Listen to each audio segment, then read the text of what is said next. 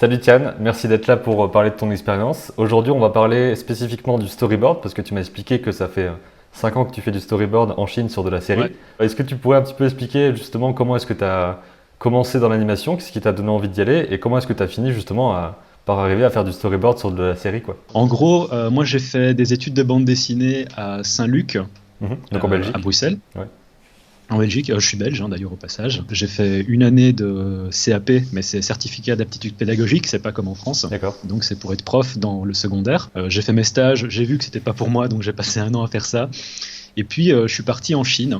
Ouais. Et l'idée c'était d'apprendre le chinois parce que mon chinois était très très mauvais à l'époque. Au bout d'une année, en fait, ce que j'ai décidé de faire, c'était d'aller apprendre le chinois dans une académie des beaux-arts parce qu'ils avaient un cursus de langue, c'était assez incroyable Mhm. parce que justement ils avaient une section internationale où tu avais des étudiants étrangers qui venaient étudier la calligraphie, la peinture chinoise, qu'est-ce qu'il y a, la céramique, voilà, l'architecture. C'est une des plus grosses académies des beaux-arts de Chine, donc c'est vraiment très très grand. Tu as plein de sections, tu as vraiment t'as design, tu as architecture, etc. Et donc ce que j'avais fait, c'était que je m'étais inscrit dans ce cursus de langue. Tous les camarades de classe qui étudiaient le chinois avec moi, en fait, ils avaient tous une bourse. Donc moi je me disais, moi aussi j'ai envie d'avoir une bourse. Mhm. Donc c'était une bourse que le gouvernement chinois octroyait, qui permettait en gros de faire ça te payer tes frais scolaires. Ouais. L'air de rien, c'est quand même 4-5 000 euros l'année, donc c'est ça que tu dois pas payer, c'est super. Mhm. Tu as une chambre dans le dortoir, ce qui est cool aussi. Donc j'ai fait une demande de dossier pour continuer la BD, pour aller dans le cursus BD animation. Sauf que le cursus BD animation, il se situe au sein du département animation et je me suis retrouvé je me suis retrouvé en option animation. Ouais. Ce qui était un bien pour un mal parce que j'avais toujours voulu essayer, j'avais toujours aimé l'animation tout en me disant ouais, j'ai pas le niveau, je dessine pas assez bien. S'il faut faire, parce que dans ma tête je comprenais pas l'anime, en plus je me disais ouais, s'il faut faire 24 frames de dessin pour faire une seconde de dessin, je vais mourir, j'ai déjà du mal à finir une planche de BD. Ouais, ouais. Alors que c'est différent de ça, oui, c'est vrai qu'on n'anime pas, on fait jamais, enfin pas souvent en tout cas 24 dessins dans une seconde, il y a plein de trucs. Ouais. Ouais, ça arrive par contre, mais Oui. pas souvent. Donc j'ai fait mon cursus en animation et j'ai eu la chance, vu que c'était de 2012 à 2015, c'était un master. Mhm. Le master, c'est 3 ans en Chine, donc c'est assez conséquent et c'était bien parce que du coup, ça m'a permis moi de récupérer le retard que j'avais par rapport aux autres étudiants. J'ai eu la chance en 2014 que Oriental Dreamworks s'installe en Chine. Donc c'est DreamWorks qui s'est dit on va faire une joint venture avec une boîte chinoise et on va créer ce qu'on appelle ODW, Oriental Dreamworks. En 2014, j'avais fait d'abord un stage en hiver dans une boîte belge et puis en été 2014, il y a eu ils ont ouvert des stages parce qu'à l'époque ils se disaient ouais, on va faire plein de trucs en Chine, on va faire des films et tout ça. Et donc c'est là que j'ai eu en fait la chance de faire mon stage. J'ai été pris. C'est-à-dire qu'ils ont expliqué qu'ils avaient reçu des centaines et des centaines de dossiers et de portfolios. Mhm. Et j'ai eu la chance en fait d'être pris en storyboard. Donc il y avait 2 places en storyboard et il y avait 2 places en VizDev. Ouais. Et je voulais l'un ou l'autre. Il y avait 10 stagiaires en tout. Et j'étais un des deux. Ok. Et comment ça se passait ce stage-là? Qu'est-ce que tu avais à y faire? Tu devais participer à une production d'une façon ou d'une autre? Non, en fait, ce qu'il faut savoir, c'est qu'Oriental Dreamworks, à l'époque, travaillait sur Kung Fu Panda 3. Mhm. Donc, à l'époque, c'était assez gigantesque. Hein. Ils avaient ouvert. Donc, le studio contenait 300 personnes. Enfin, ouais, c'était énorme. Mais ce qu'ils faisaient beaucoup, c'était beaucoup du modeling. Parce que du coup, tu vois, des modeleurs 3D de props en Chine, ça coûte quand même moins cher que de payer un modeleur 3D aux États-Unis. Ouais. Au moins 5 fois moins cher. Mhm. Ok. Et donc, c'est pour ça. En animation, ils ont refait le lip sync tous les persos. Mais à l'époque, ils n'avaient pas de prod en eux-mêmes pour le storyboard. Donc, ce qui s'est passé, c'est que vraiment, ils nous ont dit ok, on va vraiment bosser sur vos projets. Et on a eu à ce moment-là la chance de bosser sous autant VizDev que storyboard, sous la supervision d'un producteur qui a dit écoutez, parce qu'en fait, le supervisor board, il avait quelque chose en tête. Et le Chief Creative Officer, donc ce gars-là, il est venu, il a dit j'ai un autre projet pour eux, c'est vraiment de bosser sur le développement d'idées, quoi. Et donc on a fait plein de trucs, donc notamment on a fait du VizDev alors qu'on était en storyboard, et et puis par la suite ils nous ont mis sur une série pour comment est-ce que tu appelles ça, pour le net, dont le projet a été arrêté parce qu'en fait il faut savoir qu'à DreamWorks ou dans n'importe quelle boîte, tu as énormément de développement de beaucoup de projets, mais beaucoup de projets qui se font pas. après le stage, en fait, déjà, ils nous ont demandé est-ce que vous êtes d'accord pour continuer pour faire une prolongation de stage d'1 mois, parce que vu qu'on travaille sur la série, ils nous ont dit ouais, ce serait bien si vous bossiez encore 1 mois supplémentaire, histoire que vous fassiez un épisode supplémentaire en board. Et donc on a fait ça. Et en fait, à la fin, j'ai dit oui pour 2 raisons. La première, c'est que je sentais bien que j'avais besoin d'expérience. Et la deuxième, c'est je voulais faire bonne figure aussi, parce que à la fin des 2 mois, le Chief Creative Officer, justement, il avait dit ouais, mais si tu veux revenir après ton diplôme, considère que t'as un taf, quoi. Ouais. Donc moi, j'étais oui, bien sûr, c'est cool. Alors que dans ma tête, j'étais aux anges, quoi. Ouais. DreamWorks, ils se sont implantés en Chine en 2013. Et déjà en 2013, j'avais fait une demande par moi-même de stage, alors qu'ils avaient peut-être à peine les bureaux. Ils n'avaient même pas encore de vrai département. Parce que vraiment, je voulais y aller, quoi, parce que je sentais bien qu'il y avait un énorme potentiel. Bon, par la suite, ça a été racheté par Universal et il y a eu des restructurations. Donc là, ça à moitié... c'est encore là, mais il y a eu beaucoup de licenciements. Mais c'est ça qui fait que je suis resté en Chine, parce qu'on me pose des fois la question ouais, mais pourquoi est-ce que tu fais de l'animation en Chine, pourquoi tu n'es pas rentré en Belgique ou en France? Parce que la France, c'est quand même un pôle d'animation qui est assez incroyable. Et c'est tout simplement parce que je me suis jamais posé la question. J'ai eu une opportunité, je suis resté, puis j'ai trouvé notre taf, et puis etc. Oui, voilà, de toute façon, après, on migre d'un studio à l'autre et tout. Enfin, rien n'est jamais vraiment figé pour toujours quand on travaille là-dedans, quoi. Voilà. Ouais, donc c'est cool. Et comment est-ce que tu définirais un petit peu ton travail de storyboard, en gros? Parce que c'est la première fois que j'ai l'occasion de discuter avec un storyboarder pro ici, quoi. Je trouve que le métier de storyboarder sur un film et sur de la série, même si certains diront que c'est la même chose, il y a quand même une grosse différence. C'est que dans un film, le film, il est toujours plus ou moins en développement. C'est-à-dire que la partie de l'histoire, le script, il a tendance à pas mal évoluer, même une fois qu'on a commencé la production. Et du coup, il y a des changements qui se font au sein du film. Okay. C'est surtout le cas notamment aux États-Unis, où ils ont plus de moyens. Et donc, le script a tendance à évoluer. Je dirais que ça, c'est un point clé. Parce que dans la série, quand tu fais de la série, le script de ton épisode, une fois qu'il est écrit, en fait, il change plus. Le scénariste a écrit le script, le réal l'a accepté, et une fois que ça a été accepté, en fait, ça passe auprès du storyboarder, et on fait un brief avec lui, on lui dit ok, il faut que tu fasses le storyboard de ce script. Donc, en gros, le travail du storyboarder, c'est de prendre un script et de le traduire visuellement, à l'écran en fait. Ouais. Donc c'est lui qui choisit quel type de plan on va utiliser, avec quel type d'angle. Si c'est de la 3D, il a éventuellement aussi le choix de la lentille, de la focale. Quel cut, quand est-ce qu'on va le faire? Il y a vraiment une question de rythme aussi, de plus en plus maintenant, surtout en série. Ouais. Et quel genre de composition aussi on va utiliser. Donc il y a vraiment beaucoup de responsabilités en amont. Il y a toujours des changements qui se font en fonction du réalisateur, quoi. C'est en fonction des envies du réalisateur, et ça aussi c'est un point important. Il faut, en tant que storyboarder, qu'on essaye de se mettre en fait dans la peau de ce que veut le réalisateur, de ce qu'il veut raconter en fait. Oui. Donc ça c'est assez important. Oui, c'est ça, parce qu'on reste une personne qui va exécuter une idée, qui va rendre visuel quelque chose qui existe déjà dans la tête du réalisateur, et qui en plus, dans le cadre d'une série, a peut-être d'autres saisons derrière, les épisodes avant. Il faut se calquer aussi sur le style qui a été défini en amont, quoi. Donc il y a tout un truc, parce qu'il y a aussi un style de réalisation qui est peut-être déjà là, et que toi tu débarques au milieu de la production, au milieu de la saison par exemple, et qu'ensuite tu dois réadapter ce truc-là, en gros.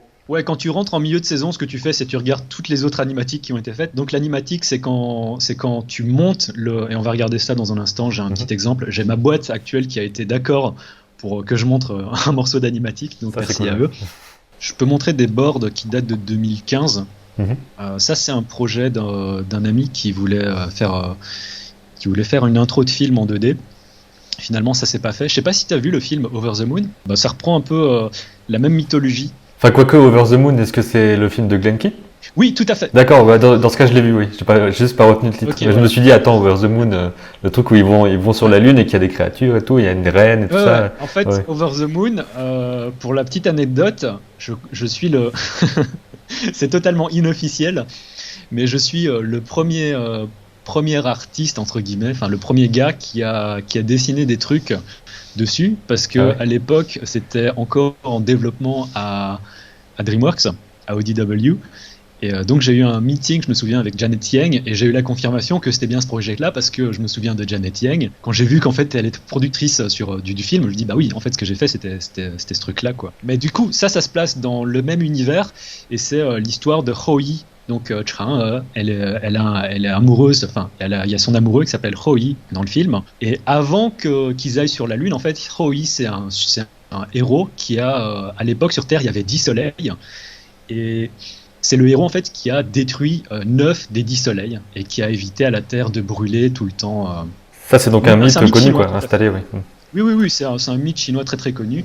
Et en ce moment, l'animation chinoise a vraiment une grosse tendance à aller chercher dans la mythologie chinoise pour faire ses histoires. Et donc ça, cette intro, alors c'est très rough, il faut pas juger, parce que ça a été fait assez vite, et c'était davantage pour donner une visualisation de ce que ça pouvait, de ce à quoi ça pourrait ressembler. Et donc l'idée de mon pote, c'était simplement de dessiner Hoi qui détruit 10 soleils. Donc je vais faire un pitch, vu que c'est juste un PDF. Je sais plus comment je faisais ça à l'époque, et je crois que je l'ai jamais fait en français, mais du coup ça donnait un truc du genre: à l'époque, il faisait chaud, très très chaud, il y avait 10 soleils. L'eau s'évaporait, tout était en train de brûler, et même les mouches brûlaient sous la chaleur. Jusqu'à ce que Hoi, le héros sur son cheval, fit face aux 10 soleils, et avec son arc, il les combattit.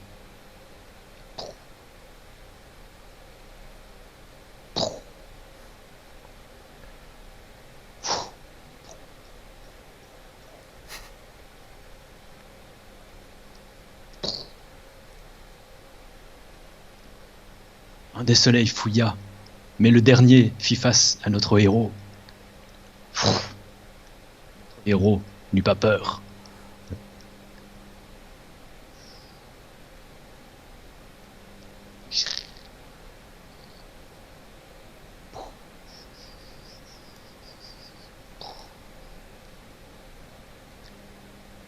Voilà, ça se termine comme ça.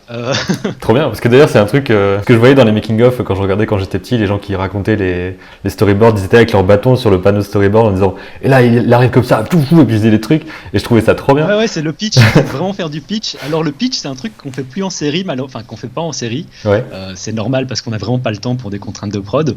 Mais en film, ce qui est cool, c'est que vraiment des fois t'as le temps de faire du développement comme ça. Et un truc aussi que je peux montrer, c'est Rock Dog. C'est pas DreamWorks qui a bossé dessus, mais à un moment, Mandu est venu vers nous en disant: écoutez, on a peut-être un problème avec le début de l'histoire. Je crois qu'ils avaient demandé ça à 8 différents borders de venir avec 8 versions différentes, 8 idées.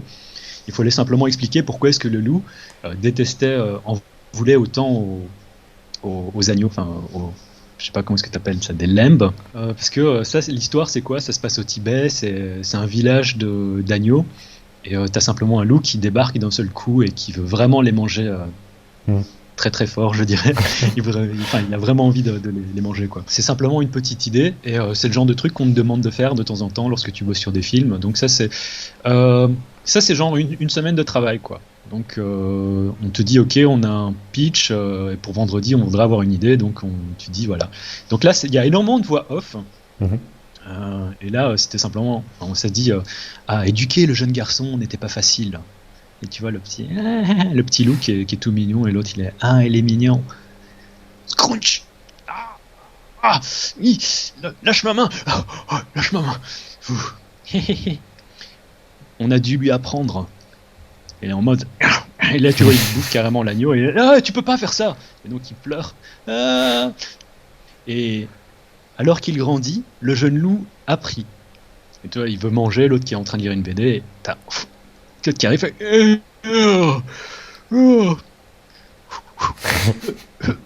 c'est vraiment, tu vois, des fois on te demande, enfin c'est des idées qui viennent comme ça, et tu les balances, quoi. Donc il a appris à s'habituer à son environnement. Et tu vois, il mange des légumes, ou du moins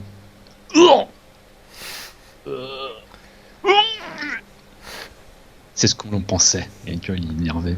Ça, je précise, c'est en 2D, parce que ce genre de plan, en 3D, ça passerait pas. Ouais. Il l'imagine en espèce de bacon. Loup. Reste toujours un loup. Donc ça, c'est ce que j'ai fait l'année passée. C'est ce soft, en fait, il s'appelle Storyboard Pro. Ouais. Ça dit bien ce que c'est.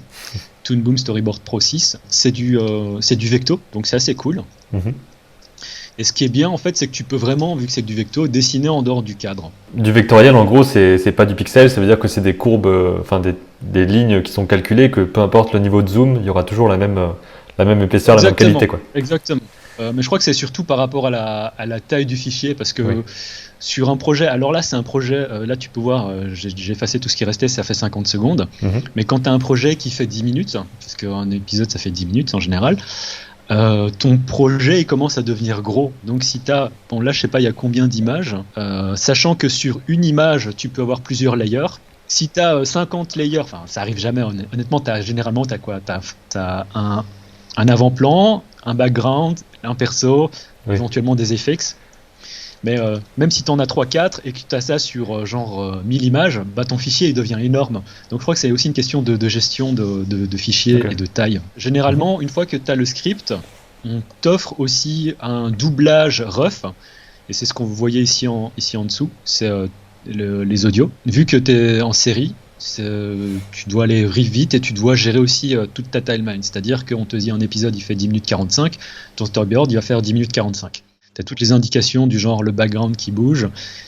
Donc là c'est simplement qu'il a super chaud et il cherchait à mettre en route la ventilation. Il dit j'arrive pas à croire que ça m'a pris 7 heures pour remettre en marche la ventilation. Puis tu as le deuxième personnage qui arrive. J'ai enfin réussi à ranger mon guide. J'arrive pas à croire que ça m'a pris 7 heures pour ranger mon guide. Et puis t'entends une voix. Hey, salut les amis! Vous savez quoi? J'ai inventé une nouvelle danse et ça m'a seulement pris 7 heures. Voilà la danse. Ouli pali hala he tu patatatatata. Oula la la la la. Ouya! Et bon, il renverse. Mon guide! Ça m'a pris 7 heures. Je suis. Enfin, il est en mode c'est pas trop grave, t'inquiète. Ouais. Donc ça c'est en gros tu as le script et tu dois faire en sorte de dessiner ça. Et en termes de nombre d'images, comment est-ce que tu fonctionnes? Parce que là, il y a quand même pas mal de dessins pour comprendre le mouvement. Ça dépend des plans, j'imagine. Tu fais plus ou moins de dessins. Est-ce que tu as des contraintes par rapport à ça? Vu qu'on est en anime série et que l'animation elle est faite par des Philippins, il faut que le board il soit aussi clean que possible. Parce que si tu as des soucis en termes de board ou des mouvements qui sont pas lisibles, enfin là je sais pas si c'est beaucoup ou pas, mais si t'as un seul truc qui passe pas bien en fait, les animateurs philippins ils vont peut-être faire des trucs qui sont pas corrects, et puis c'est le chef anime qui lui bosse en Chine qui a une masse de travail qui est beaucoup plus conséquente. Donc à ce niveau-là, en tant que border, on a la responsabilité aussi de travailler un peu plus en amont, c'est-à-dire que vraiment il faut tout gérer, quoi. Il faut gérer le timing, il faut gérer aussi en sorte que les pauses elles soient lisibles. Même si ça, c'est pas des pauses qui sont super dynamiques non plus, hein, mais il faut faire en sorte que quand ça se voit à l'animatique, que tout soit lisible, quoi. Donc on va dire il y a un peu une partie d'anime en fait, on va dire de pré-anime. Oui, parce que là, il y a presque une notion de layout carrément, quoi, parce que même si les pauses sont encore à mettre au volume certainement et tout. C'est marrant que tu parles de layout. Ouais. Enfin, vas-y, termine. En gros, de ce que j'ai compris à force de discuter avec les gens, c'est que selon la taille de ta structure et le nombre de personnes et tout ça, des fois, il y a plusieurs métiers qui sont en un, en fait. Parce que là, peut-être on peut en parler aussi après, peut-être une fois qu'on a fini ça, mais carrément. Finalement, t'es monteur aussi un petit peu sur les storyboards, comment ça marche, tu vois? Il y aura des trucs comme ça aussi. Alors la série, je trouve qu'en série ça passe dans le sens où c'est un style graphique qui est assez simple, les décors ils sont déjà faits, on va dire que c'est compensé, t'as une masse de travail en plus par rapport au montage et par rapport au layout en lui-même entre guillemets, mais c'est compensé par le fait que les backgrounds sont déjà faits et qu'on les réutilise souvent. Mais c'est vrai que maintenant le métier de layout 2D en animation sur de la série, je crois qu'il n'existe plus trop. Maintenant, storyboarder, t'as vraiment la notion de te dire, enfin tu dois vraiment commencer à faire autant du layout, et il faut que ce soit à l'échelle, hein. Je veux dire, si ton bonhomme il est comme ça, tu vois, les animateurs derrière ils vont peut-être faire un perso qui est aussi grand que ça, quoi. Parce que l'anime se fait sur Toon Boom Harmony, et ils peuvent changer la taille des persos, et vu que c'est des Philippins et que l'histoire, le doublage il est en chinois, ils comprennent pas forcément. Ils peuvent éventuellement se dire il a changé de taille parce que je sais pas, il a pris une potion. Enfin, ils sont pas au courant de l'histoire, donc il faut vraiment faire en sorte que tout soit clair aussi vite que possible. Ouais, c'est toujours pareil, il y a cette histoire de chaîne de production où tu fais t'es juste une partie, il y a des personnes avant qui doivent bien faire leur boulot pour que toi tu puisses faire le tien, puis ensuite toi tu dois bien le faire pour que les autres puissent le faire tranquille. Voilà. Et en tant que border, t'arrives au début de la chaîne, donc tu dois vraiment essayer de faire en sorte de limiter les gaffes. Ouais. C'est une assez grosse responsabilité, l'air de rien. Et là, je voulais te montrer ça. Pourquoi ? Parce que ici, t'as ce background. Et si tu regardes, en fait, le background dans lequel il bouge par la suite, c'est le même. Ouais. On reste sur quelque chose de très plat. Quand, en fait, ensuite, il fait ce mouvement-là, ça se voit pas forcément lorsque... Tu vois, t'as le cut ici, et puis d'un seul coup, il vient s'installer dans son siège. Mhm. En fait, ce que les gens ne voient pas forcément, en fait, c'est que le département artistique, il a juste dû avoir dessiné ce background, et en fait, c'est le même depuis 3 plans, quoi. Ça, c'est un nouveau plan. Là, on réutilise le même, mais de toute façon, c'est plus ou moins le même plan que celui-là. Là, on réutilise le même background. Là, on réutilise le même background. Si tu regardes, en fait, c'est la partie zoomée d'ici. Même background, même background. Il y a le côté économique, quoi, de devoir aller à l'essentiel et devoir faire les étapes le plus rapidement possible, de zoomer dans des trucs. Ouais. Parce que c'est pas comme en 3D où tu peux changer tous les angles parce que normalement tous les trucs sont déjà modelés. Mhm. En fonction de l'épisode, on peut accepter des nouveaux backgrounds de toute façon, ça c'est certain. Mais il faut essayer d'éviter autant que possible d'ajouter à la masse de travail des gens qui ont déjà beaucoup de travail en soi, quoi. Mhm. Donc il faut réfléchir à ça aussi en tant que border. Mais ça c'est pour la série. Alors que je me souviens qu'à DreamWorks, Oriental DreamWorks, ils étaient en mode ouais mais réfléchis pas à si on peut faire le plan ou pas. Réfléchis pas à combien ça a coûté en CFX. Donc CFX c'est caractère FX. Ou réfléchis pas à combien ça a coûté en FX. Toi, tu fais ton taf. Ton taf, c'est simplement de proposer un truc en histoire.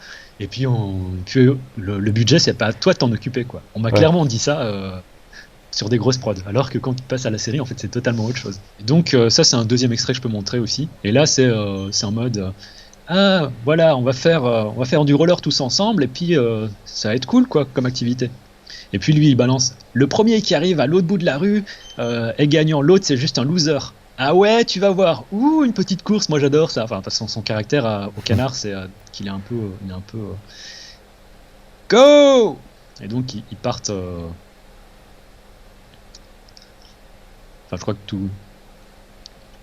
L'histoire est pas trop compliquée à comprendre là. Ça va.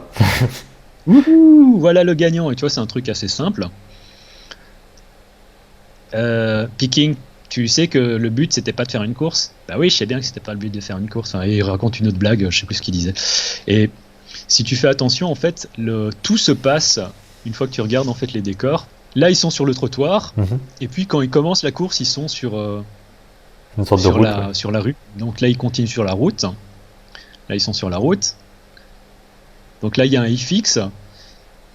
Et la coupure avec le FX, t'as un deuxième FX, pardon. Et après la coupure, en fait, tu reviens sur le trottoir. Ouais. Donc ça, c'est le genre de petit truc, parfois, t'as pas le choix, et tu le fais, et tu te dis, bon, il y a un cut entre... Enfin, t'as 2 cuts FX, et peut-être que tu pourrais dire, ok, il repasse sur le trottoir, mais t'espères que ça passe, quoi. Ouais, bah, en soi, j'ai pas fait attention.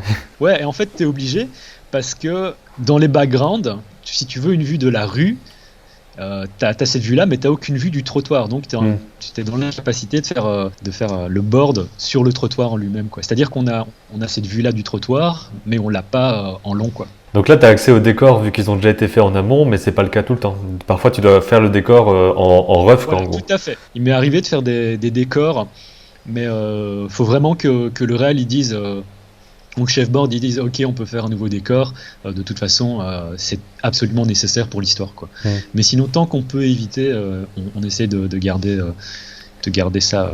Après, ça c'est pour notre série à nous, hein, c'est pas le cas pour toutes les séries. On parlait du fait que tu fais aussi l'animatique. Est-ce que c'est le cas partout, tout le temps ? Est-ce que tu as eu des expériences où tu fais le storyboard fixe et que quelqu'un doit le monter ? Ou est-ce que vraiment ce métier commence à s'amalgamer parce que les outils numériques le permettent facilement ? Pour la France, je sais pas. En Chine, ça dépend. Dans le sens où à ODW et à Wink, vu que c'était des structures avec des Américains, là on avait un monteur. C'est-à-dire que nous, on vraiment faisait nos trucs sur Photoshop. On n'avait même pas Storyboard Pro. Ouais. On faisait nos trucs sur Photoshop. on exportait la série de JPEG, donc c'était parfois, pour une séquence, c'était 300 ou 400 JPEG.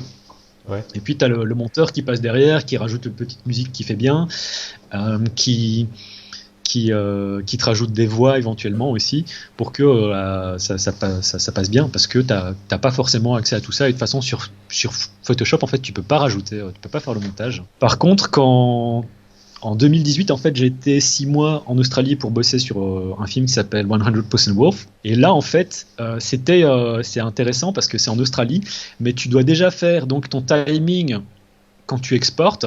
Tu exportes quand même une série en JPEG, ou en PNG, vu que c'est sur Storyboard Pro, et tu as quand même un monteur qui passe derrière.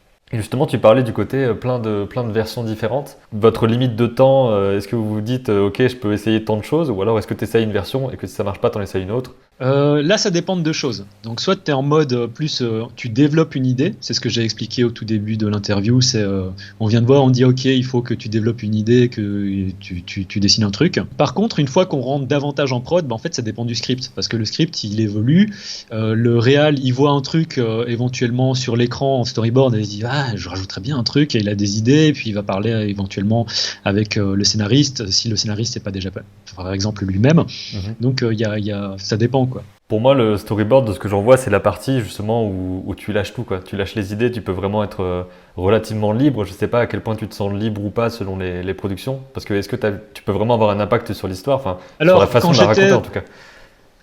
Ouais, donc parce que vu que j'ai une expérience autant en film qu'en série, je crois que c'est moins le cas maintenant pour DreamWorks et autres, parce que ils ont. Enfin, je sais pas comment ils gèrent ça maintenant, mais depuis le rachat d'Universal, à mon avis, il y a eu des gros changements.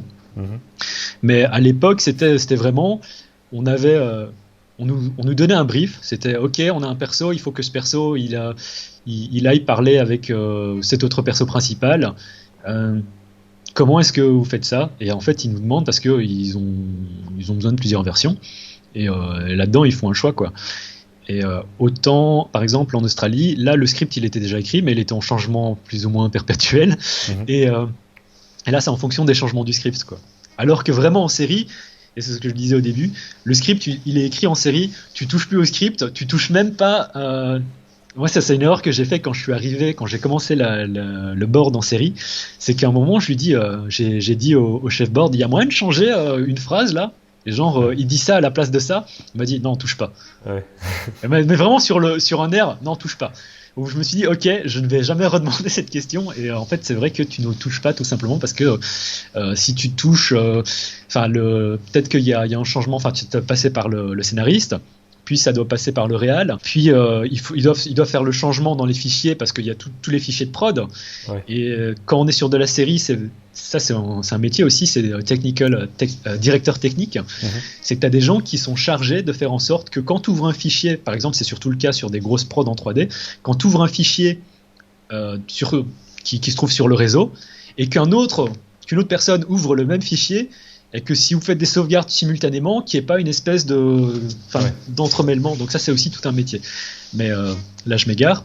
Donc ça dépend vraiment des prods encore, comme pour revenir à ça, quoi. Donc des fois, je crois que c'est de moins en moins le cas, hein, cette espèce de grosse ouverture par rapport à ok, on a besoin d'un truc et on demande à toute une team de border de faire différentes itérations. Je crois que ça devient vraiment de moins en moins le cas parce qu'il y a quand même de moins en moins de fonds, j'ai l'impression.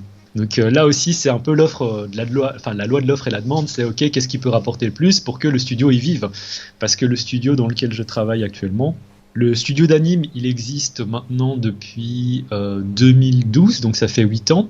Mais la boîte, la maison mère qui fait différentes choses en dehors de l'anime, existe depuis 20 ans. Elle explique qu'en 8 ans, la boîte d'anime fait pas de profit. C'est-à-dire qu'on est vraiment... toutes les dépenses qu'on fait, ça va... Et avec tout l'argent que la boîte fait, ça s'équilibre plus ou moins. C'est juste avec la nouvelle série sur laquelle on travaille en ce moment. Enfin, on a 2 séries en ce moment, mais il y en a une qui va certainement arriver en France aussi. Donc c'est assez intéressant de se dire qu'il y a une série chinoise qui va même arriver en France. Et ils expliquent que là, pour le moment, vu qu'on a un partenariat avec Tencent, qui est quand même un gros truc, je sais pas si tu vois.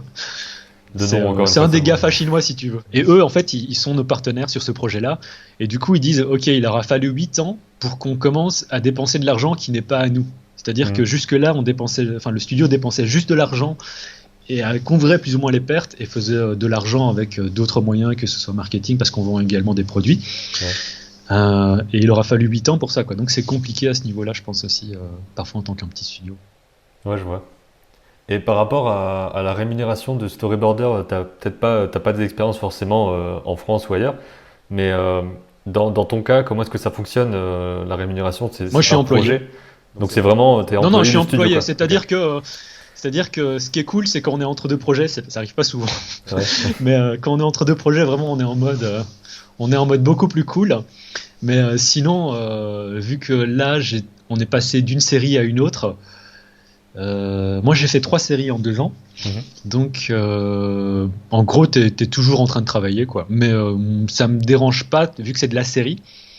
Vu que tu prends en fait une habitude, tu prends une routine, tu as ton brief, on te dit ok, tu as 5 semaines ou tu as 6 semaines pour faire tes 10 minutes de board, et tu sais que voilà, en déant on va dire 6-7 premiers jours, il faut que tu aies tous les thumbnails. Alors les thumbnails, c'est des petits dessins. Miniatures, ouais. Attends, je vais voir si je peux essayer de trouver ça. Ce genre de truc là, enfin, tu fais des petits dessins comme ça. Et il faut que t'aies 10 minutes de board. Bon, là, c'est sur un cahier, mais ça, c'est une étude de film, c'est pas pareil. Mais des fois, tu fais ça directement sur le script, et puis tu les mets au propre pour que le chef board passe après. Tu sais que voilà, t'as 5 semaines, ça fait 25 jours. Tu te dis, OK, il faut 6-7 jours pour faire les thumbnails. Ensuite, tu rajoutes encore plus ou moins 5 jours pour faire une première version. Puis tu fais ta correction, etc. Enfin, globalement, moi, je fais pas trop d'heures sup, je suis assez, ça se passe bien, donc. Ouais.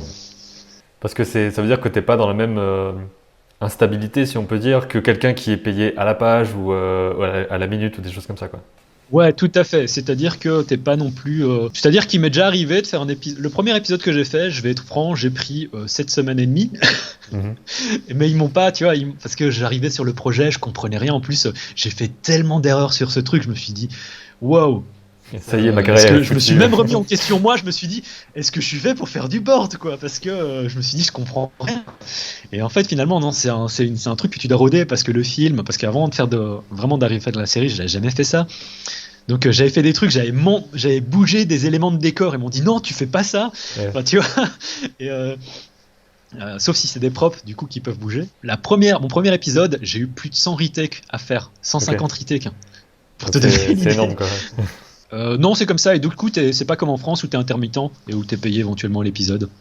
Ouais, ok. Donc t'as une sorte de. Enfin, tu sais que pour de prochains projets, tu vas certainement rester dans ce studio-là, quoi. Ils ont pas de raison de changer d'équipe, en gros. Ou alors si, ou ça. Non, parce que les bons borders, c'est pas. Ça court pas les rues. D'autant plus que t'as pas mal aussi de. On est un peu en concurrence avec le jeu vidéo. Et le jeu vidéo a tendance à proposer des salaires qui sont quand même, je dirais, qui sont de l'ordre de 50, peut-être 60, 70% plus haut que l'anime. Ouais, donc c'est assez incroyable. C'est pour ça. Par contre, tu fais des heures sup aussi de taré enfin, je sais pas parce que j'ai jamais travaillé dans un studio de jeu, mais moi d'après ce qu'on m'a dit, c'est ouais, tu fais quand même pas mal d'heures sup dans le jeu vidéo, quoi. Ouais. Et alors, quelles sont les choses que tu conseillerais à quelqu'un qui veut faire du storyboard, justement? Quelles sont les qualités à avoir quelque part qui te servent le plus et qu'il faudrait développer si on veut en faire? Alors, je pense qu'il est super important d'avoir au moins une idée de mise en scène, enfin de savoir faire de la mise en scène. En BD, tu as énormément de mise en scène, c'est normal, parce que tu dois dessiner une BD. La différence avec la BD, c'est que c'est toujours le même format. Tu vas savoir quels sont les différents types de plans. Ouais. Donc tu as type of shot, bon là c'est très très mal dessiné, mais ça donne une idée. Voilà, tu as un extrême close-up, mais j'imagine tu as un plan d'ensemble. Tu vois, des fois, tu as peut-être des meilleurs exemples. Hein. Ici par exemple, shot size. Ouais. Voilà, extreme long shot, very long shot, et de savoir en fait utiliser ce genre de grammaire basique. Je pense que c'est important. Pour ça, il faut regarder beaucoup de films, faire des analyses de films. À chaque fois que tu as un plan, tu fais pause et tu dessines le plan et tu te dis ok, qu'est-ce que ce plan veut raconter, quoi. Donc tu peux faire ce genre de trucs, c'est des petits exercices. Avoir une compréhension de la grammaire globalement visuelle du cinéma, c'est important. Dessiner vite, ça c'est important aussi, parce que si tu passes ta journée, enfin une demi-journée sur un plan, ça va pas le faire. Savoir dessiner, bien sûr. Avoir une compréhension visuelle. Hein. Parce que c'est toi qui décides en tant que storyboarder qu'est-ce qu'on voit à l'image, combien on voit de l'image. Parce que tu vois, si tu montres un personnage qui se fait frapper, l'exemple classique, c'est un personnage qui se fait frapper, s'il se fait frapper de loin, tu ressens moins d'émotion que si tu es vraiment proche de lui et que tu le vois qui se prend des pêches dans la tronche. Voilà, c'est ça. Et ça, c'est à toi de dire, ok, il faut qu'on soit proche du personnage, ou si justement tu veux qu'on ressente pas trop d'empathie pour le personnage, que ça reste loin. Donc ça, c'est à toi de comprendre ce genre de mécanisme et de se dire, ok, là, il faut que je fasse un cut, et sur quoi est-ce qu'on va cutter. Donc avoir vraiment une connaissance. Regardez beaucoup de films. Honnêtement, je crois que c'est pas trop difficile à faire. Il faut regarder beaucoup de films. Et il y a cet aspect aussi du découpage et du rythme qu'il faut prendre en compte, de quel plan arrive avant tel autre, à quel moment couper quelque chose, combien de temps il dure, parce que toi tu as la durée de la séquence, mais en soi c'est toi qui choisis la durée des plans quelque part. Oui, enfin dans le sens, la durée, quand ça passe chez un monteur, pour un film par exemple, c'est le réal qui dit ok, on met 2 secondes en plus. Et dans le cas de la série, en fait, t'es quand même limité en termes de temps parce que chaque épisode doit faire 10 minutes 45, donc tu sais qu'il faut que ça rentre dans 10 minutes 45. Et tu fais d'abord tes trucs, et honnêtement, c'est un puzzle. Hein. Tu te dis pas ok, enfin, tu peux pas tout décider à l'avance. C'est-à-dire que quand ton animatique elle fait 10, maintenant 10 minutes 20, bah tu te dis ok, où est-ce que je rajoute 25 secondes quoi. Et donc tu dis ok, le plan d'intro je rajoute 2 secondes en plus, là il y a un gros plan, je rajoute une demi-seconde en plus. C'est des trucs comme ça où tu essayes de toute façon, dans le cas de notre série à nous, on fait nos animatiques à 10-45. Une fois que l'animé est faite et que l'épisode animé il fait 10-45, le réal il cut 10 secondes dedans, un peu à gauche à droite, parce que on a du coup un montage qui est un peu plus dynamique et t'as moins de pauses dans les plans. Et je pense qu'aujourd'hui, vu qu'on est dans une époque où on zappe tellement facilement, tu vois, que ce soit sur Netflix, sur YouTube, ou même à la télé, qu'en fait il faut garder un montage qui ait du peps, histoire que les gens en fait ils s'en aillent pas tout simplement, enfin que la personne qui regarde dise pas ah c'est lent ou des trucs comme ça. Enfin, je crois que c'est d'autant plus vrai aujourd'hui. Mais je dis peut-être des bêtises. Après, oui, c'est sûr que ça dépend du projet, c'est comme toujours, hein, il faut que le rythme soit adapté à ce qu'on veut raconter, des trucs comme ça, mais parfois j'imagine qu'il y a une contrainte de, là, on n'a pas le choix, il faut que ça aille vite, et que c'est un peu d'au-dessus que ça vient, l'épisode doit être rapide et un peu frénétique, quoi. Ça dépend des séries, j'imagine. Ouais, là tu regardes le script aussi, hein, mais t'as vraiment, et c'est là que la mise en scène intervient aussi. Hein. La mise en scène, le montage, tout se rejoint assez. Merci d'avoir raconté ton expérience. J'espère que ça a plu à ceux qui veulent se lancer dans le storyboard, qu'ils ont quelques pistes un petit peu de comment ça marche. Et puis on se retrouve vite pour un prochain sujet. Je te dis à bientôt. Ouais, salut.